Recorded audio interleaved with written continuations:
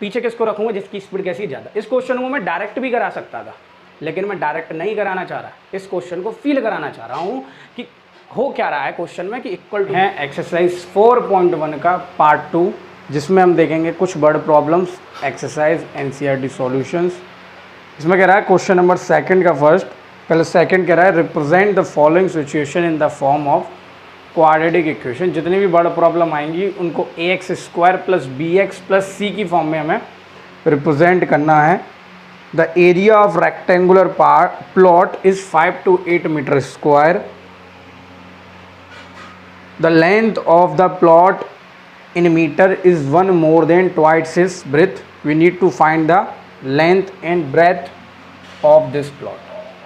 तो बेसिकली ये हमें कोई रेक्टेंगुलर प्लॉट दिया है जिसकी ब्रेथ और लेंथ के बीच में रिलेशनशिप दी है उन्होंने, और एरिया उन्होंने दे दिया है 5 to 8 मीटर स्क्वायर। तो बेसिकली अब इस क्वेश्चन को करेंगे कैसे वो देखेंगे। मतलब इसको क्वाड्रेटिक फॉर्म लानी है, तो बेटा ये क्या होगी तुम्हारी, अगर ब्रेथ को हम x मान लेते हैं, let be the breadth be x, let the breadth of plot be x metre, ठीक है जी। अब उसने अकॉर्डिंग टू फर्स्ट कंडीशन रख दिया, अकॉर्डिंग टू क्वेश्चन रख दिया कि लेंथ उसकी जो है उस कितना का, length is 1 more twice its breath. इस लैंग्वेज को समझो, बहुत से बच्चे कंफ्यूज होते हैं क्योंकि 8th में हम बेसिक नहीं पढ़ के आए। इसका जो लेंथ है वो एक ज़्यादा है किससे, twice its breath. The length क्या है, एक ज़्यादा, 1 मोर मतलब 1 प्लस ट्वाइस इट्स ब्रेथ मतलब 2 into b। बात समझ में आया क्या बोला उसने, length is 1 more than twice its breath. तो इसको लिखेंगे कैसे, 1 + 2 into v। अब b को तुमने x माना तो यहाँ लिख दो 2x। बात समझ में आया, ये हो गई लेंथ, किसमें बेटा, ये मीटर में। अब देखो एरिया का फॉर्मूला होता है L into v। एरिया कितना दिया है, 5 to 8। एक बार चेक कर लेता हूँ, एरिया 5 to 8 ही दिया, ठीक है। लेंथ इसकी कितनी है, 1 + 2x, ब्रेथ कितनी है x, 5 to 8 = अंदर गया ये x, तो 2x square, then 2x square plus x minus के 5 to 8 = 0, which is a quadratic equation having a degree of 2। बस सिंपल एक क्वाड्रेटिक इक्वेशन की फॉर्म लानी है। इनको सॉल्व करने का तरीका आप एक्सरसाइज 4.2 4.3 में सीखोगे। कुछ मेथड हैं, ड्राइव्ड मेथड हैं, उनके थ्रू सीखोगे। तो फटाफट से बेटा इसको उतारो, ये हो जाएगी बेटा इसकी लेंथ कितनी है, 1 + 2x, ठीक है ना। ये ब्रेथ हो गई, ये लेंथ हो गई। फटाफट से इसको उतारो।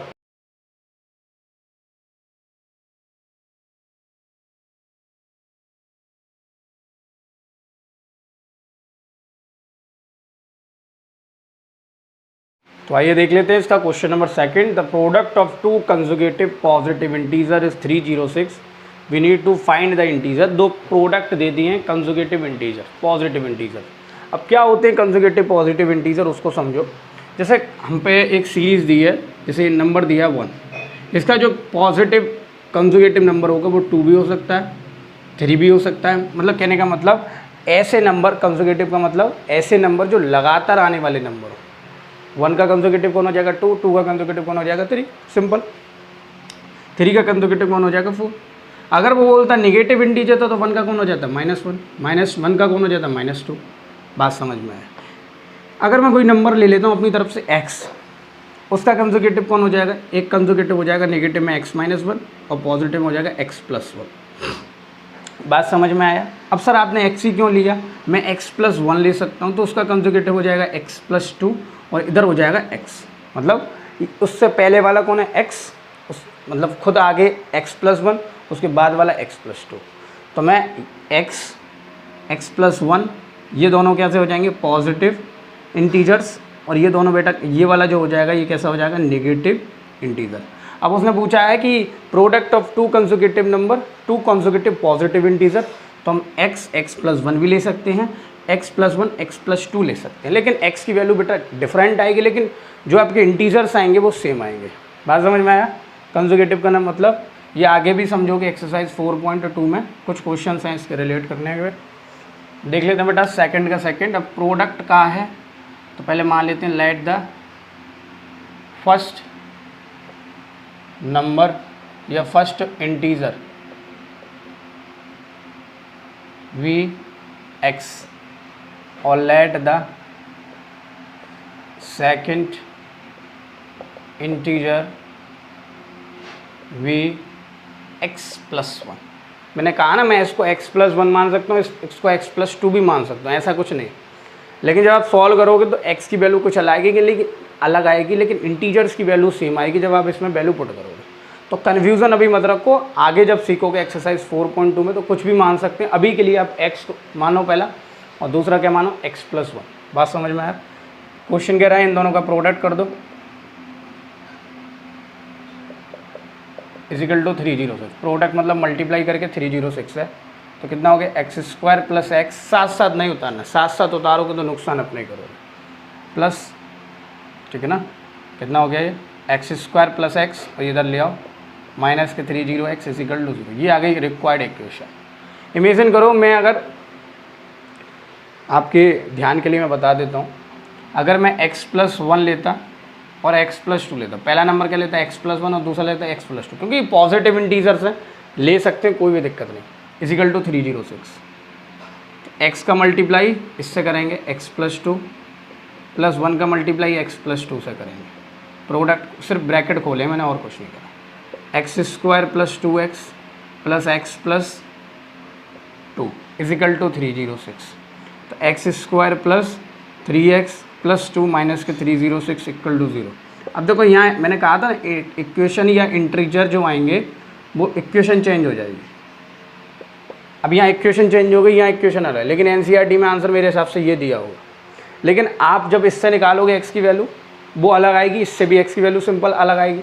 लेकिन जब आप वैल्यू पुट करोगे दोनों में, यहाँ आपने कौन सा लिया x प्लस वन और x प्लस टू, तो इंटीजर दोनों के सेम आएंगे। ये चीज़ आप ध्यान रखना। यहाँ से आप सीखोगे कि x की वैल्यू कैसे निकालेंगे, यहाँ से आप सीखोगे कि x की वैल्यू कैसे निकालेंगे। तो आप दोनों के लिए कर सकते हो, ऐसा कुछ नहीं कि x और x प्लस वन ही लेना है, ठीक है ना, और x plus one x plus two भी ले सकते हैं, ऐसा कुछ नहीं है। सिंपल मैं बार बार बोल रहा हूँ, इंटीजर्स की वैल्यू सेम आएगी लेकिन x की वैल्यू जो होगी वेरिएबल की वो डिफरेंट आएगी। तो फटाफट से बेटा इसको उतारो। तो आइए देख लेते हैं बेटा question number 3। Rohan's mother is 26 older than him, the product of their ages in years 3 years from now will be 360। We should like to find Rohan's present age.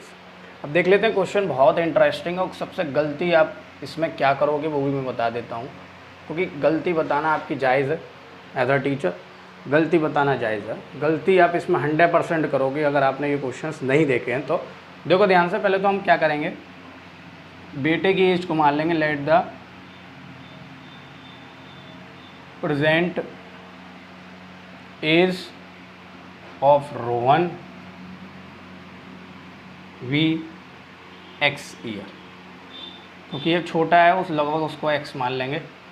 अब क्वेश्चन कह रहा है अकॉर्डिंग टू क्वेश्चन, और इसमें दो कंडीशन रखूँगा। पहली रखूँगा फर्स्ट कंडीशन के अकॉर्डिंग, ये क्या बोल रहा है कि जो इसकी मदर है रोहन्स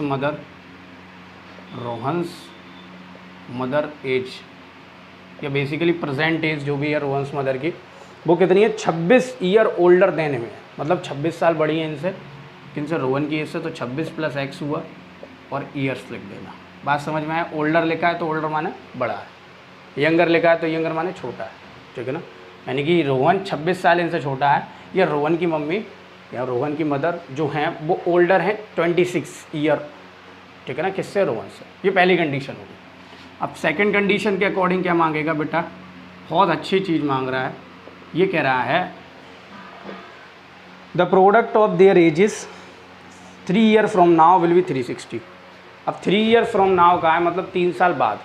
फ्रॉम नाउ देख लो, एक बार कॉपी पे लिख लो, फ्रॉम नाउ, हैंस, और 3 years फ्रॉम नाउ, हैंस, और एक और होता है लेटर, LAT ईयर। इस केस में हम आगे की तरफ जाते हैं, बाद की ईयर की बात करते हैं तो प्लस होता है, और एगो वाले में माइनस होता है। ध्यान रखना इस बात को।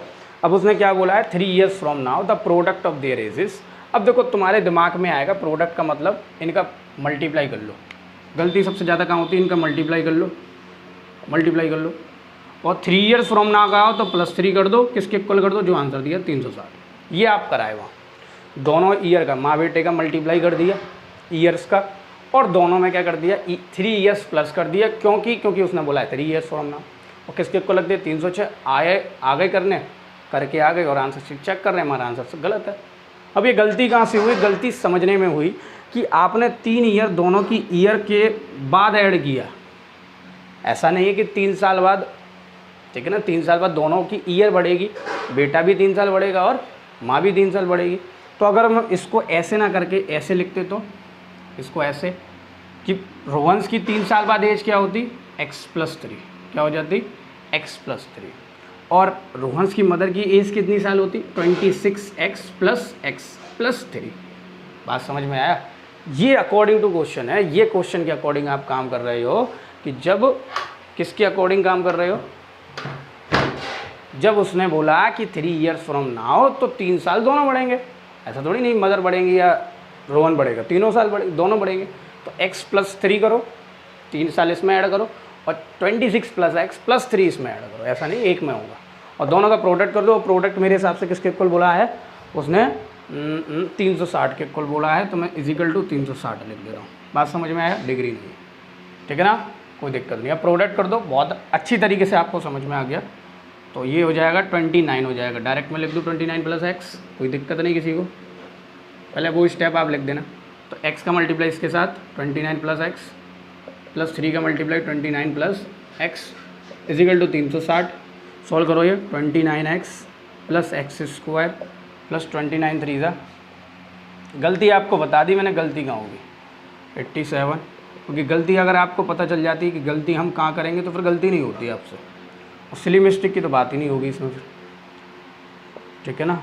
चलो जी 29x + 3x x² + 32x, ये इससे माइनस किया 360 माइनस के 87, 10 में से 7 गए 3 बचे, और 15 में से 8 गए 7 बचे, 273।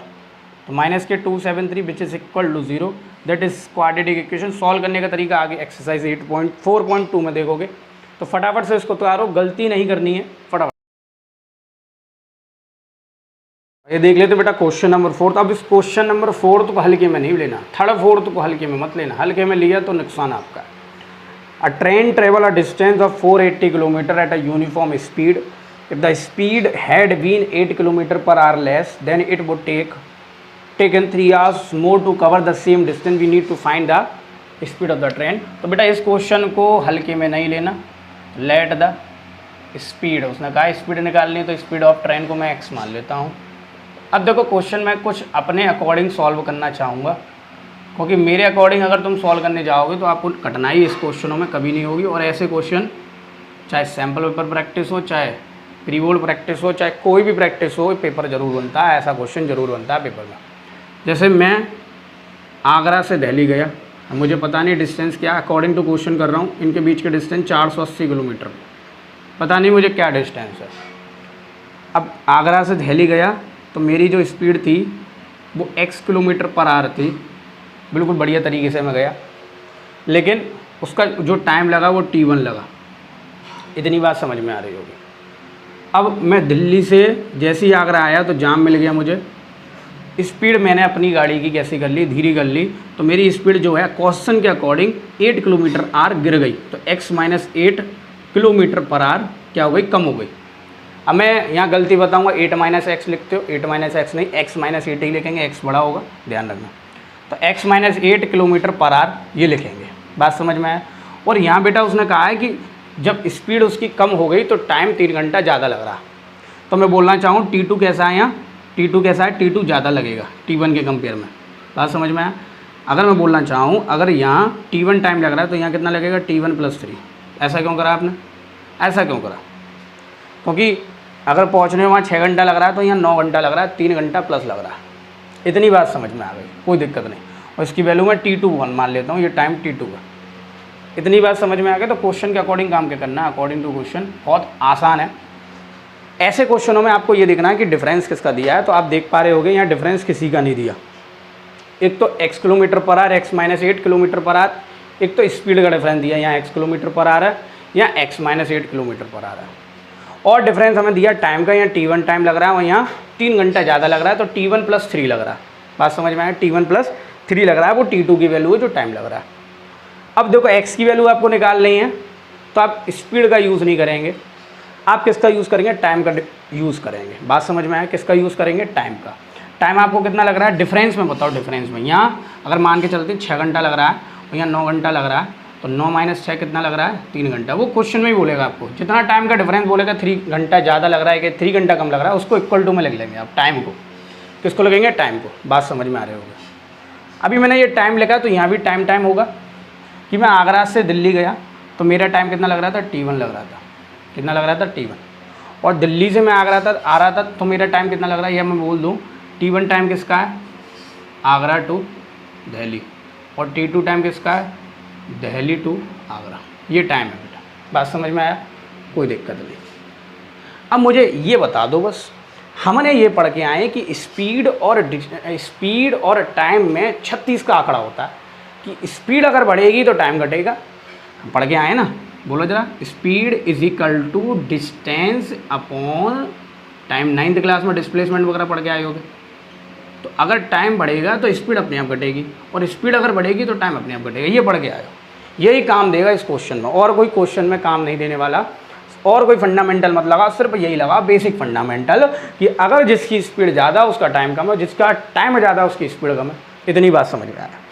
अब ये बताओ, ये टाइम है, ये टाइम है, कितने का डिफरेंस है, 3 का। तो यहाँ भी मैं किसको लगूंगा, टाइम को लगूंगा। अब ये बताओ कि T2 बड़ा है कि T1 बड़ा है। T2 बड़ा है टाइम, दिल्ली से आगरे वाले जाने वाला बड़ा टाइम है कि आगरा से दिल्ली वाले जाने वाला टाइम है, बताओ जल्दी। यहाँ से 6 घंटा लग रहा है मान के चले, और यहाँ 9 घंटा लग रहा है, तो चिल्ला के बोल दो कि सर T2 बड़ा है T1 से। T2 बड़ा है कि T1 से, बात समझ में आया। T2 बड़ा है किससे, T1 से। तो मैं यहाँ क्या लिख सकता हूँ, T2 T1, और दोनों का माइनस करूँगा, क्योंकि उसने डिफरेंस बोला है टाइम का कि मैं आगरा से दिल्ली जा रहा हूँ तो मुझे T1 टाइम लग रहा है, लेकिन मेरी जब स्पीड गिरी, दिल्ली से मैं आगरा जा रहा था तो मेरी स्पीड कम हो गई, x माइनस 8 कैसी हो गई, कम हो गई स्पीड। और जब स्पीड कम हो गई तो टाइम बेटा कैसा हो गया, ज़्यादा। तो मैं आगे वाले किसको रखूँगा, जिसकी स्पीड कम हुई है। आगे वाले टाइम किसको रखूँगा, आगे वाला टाइम किसको रखूँगा, जिसकी स्पीड कैसी हुई है, कम हुई है। और पीछे किसको रखूँगा, जिसकी स्पीड कैसी है, ज़्यादा। इस क्वेश्चन को मैं डायरेक्ट भी करा सकता था, लेकिन मैं डायरेक्ट नहीं कराना चाह रहा। इस क्वेश्चन को फील कराना चाह रहा हूँ कि हो क्या रहा है क्वेश्चन में, कि इक्वल टू में आपने 3 क्यों लिखा, क्योंकि टाइम का डिफरेंस है। और यहाँ T2 माइनस T1 क्यों लिखा, क्योंकि मुझे टाइम लिखा है इक्वल टू में, तो इधर भी टाइम लिखना पड़ेगा। बात समझ में आया। अब ये बताओ टाइम का फॉर्मूला क्या होता है, यहाँ से बताओ। Time is equal to distance upon speed. Distance upon speed होता है, तो डिस्टेंस कितना बोला है, 480 किलोमीटर। चाहे दिल्ली से आगरा जाओ, दिल्ली से आगरा जाओ, या दिल्ली से आगरा जाओ, या आगरा से दिल्ली जाओ, सेम डिस्टेंस। अब स्पीड बताओ T2 टाइम के अकॉर्डिंग। T2 टाइम के अकॉर्डिंग स्पीड बताओ। T2 टाइम मैंने ये माना था, तो ये x माइनस 8 है। अब मैं इसकी एक शॉर्ट ट्रिक भी बताऊंगा आपको, x माइनस 8। बात समझ में आया, कोई दिक्कत नहीं। T1 टाइम किसका है, T1 टाइम है आगरा से दिल्ली, तो डिस्टेंस कितना है, 480 है, लेकिन उसके लिए स्पीड कितनी है बेटा, x है, अपॉन 3। बात समझ में आ गई। अब ये बहुत से टीचर होते हैं बेटा, वो डायरेक्ट इस चीज़ को लिखाते हैं, लेकिन बेटा वो फील नहीं आएगी तो मैं ये चीज़ हुई कैसे। जब तो फील नहीं तो मैथ बेकार है, फील आना ज़रूरी है। ये चीज़ हुई कैसे, तो आप यहाँ क्या लिखेंगे ब्रैकेट में, यहाँ टाइम ब्रैकेट में आप क्या लिखेंगे, इसको मैं इरेज कर दूँ फटाफट से। हाँ जी, हाँ, ब्रैकेट में क्या लिखेंगे, ब्रैकेट में क्या लिखेंगे, ब्रैकेट। अब देखो मैं क्या कह रहा हूँ, इसको मैं इरेज कर दूँगा। ये समझने के लिए आपको, ये समझने के लिए कि T2 माइनस T1, वहाँ आगरा दिल्ली थोड़ी नहीं दिया। अगर वहाँ दूसरे क्वेश्चन में देता आगरा दिल्ली, तब आप मानते T2 टाइम या T1 टाइम।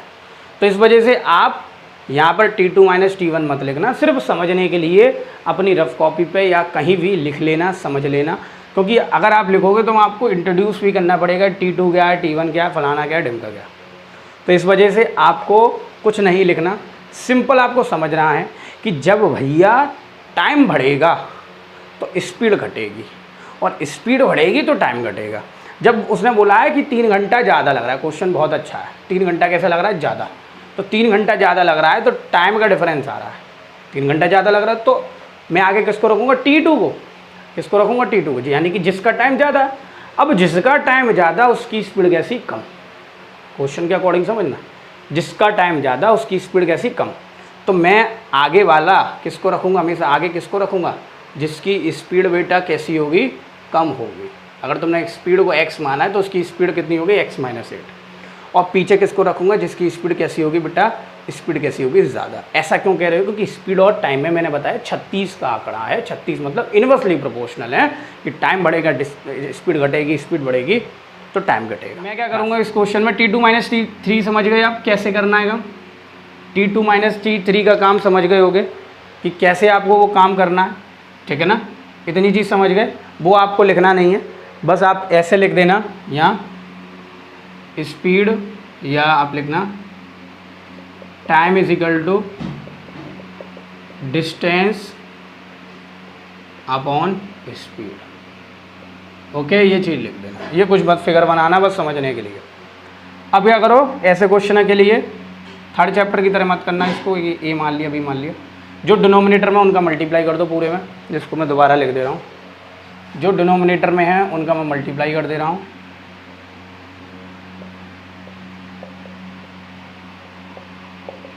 हाँ भाई, जो डिनोमिनेटर में उनका मल्टीप्लाई कर देता हूँ, क्या लिख रहा हूँ, multiply by x - 8 x on both side, ठीक है ना, बोथ साइड। तो 480 अपॉन x - 8 मल्टीप्लाई x - 8। ऐसे ही सॉल्व होते हैं ऐसे क्वेश्चन, एलसीएम के थ्रू भी कर सकते हो, ऐसा कुछ नहीं। दोनों साइड मल्टीप्लाई करना पड़ेगा, ये इससे कैंसिल आउट, ये इससे कैंसिल आउट, तो कितना हो गया 480 x - 480 ब्रैकेट में x - 8 equal to 3x² minus के 24x। 3x का मल्टीप्लाई दे दिया 8 में, बात समझ में आया, ठीक है। तो 480x माइनस के 480x प्लस के ये 480 का मल्टीप्लाई करो 8 के साथ, तो बोलो ज़रा 8 0 8 8 जा 64, 8 4 जा 32 और 6 कितना हो गया भाई, जल्दी से बताओ, 38, ठीक है ना, कोई इशू नहीं। 8 0 0 एक बार चेक कर लेते हैं, 64 32, ठीक है, 3840। ओके, बात समझ में आ रही है। इजिकल टू 3x² माइनस के 24x, ये इससे कैंसिल आउट हो गया, 3x² माइनस के 24x, ये उधर चला गया तो माइनस के हो जाएगा ये। अब इसमें मैं 3 से डिवाइड दे देता हूँ पूरी इक्वेशन में, x² माइनस के 8x माइनस के 1 माइनस के 2 माइनस के 8 0 इक्वल टू 0। ये थी बेटा आपकी क्वाड्रेटिक इक्वेशन। इंपॉर्टेंट है, समझने वाला क्वेश्चन है कि T2 कहाँ रखना है, T1 क्या रखना है, स्पीड कब आगे रखनी है, स्पीड कब पीछे रखनी है। तो मेरे हिसाब से बहुत अच्छी तरह क्लियरिफाई हुआ होगा। तो मिलते हैं नेक्स्ट वीडियो में, तब तक आप बने रहिए चैनल के साथ और पढ़ते रहिए, बढ़ते रहिए। अपना ट्रिग्नोमेट्री चैप्टर फटाफट से कीजिए, पढ़ते रहिए।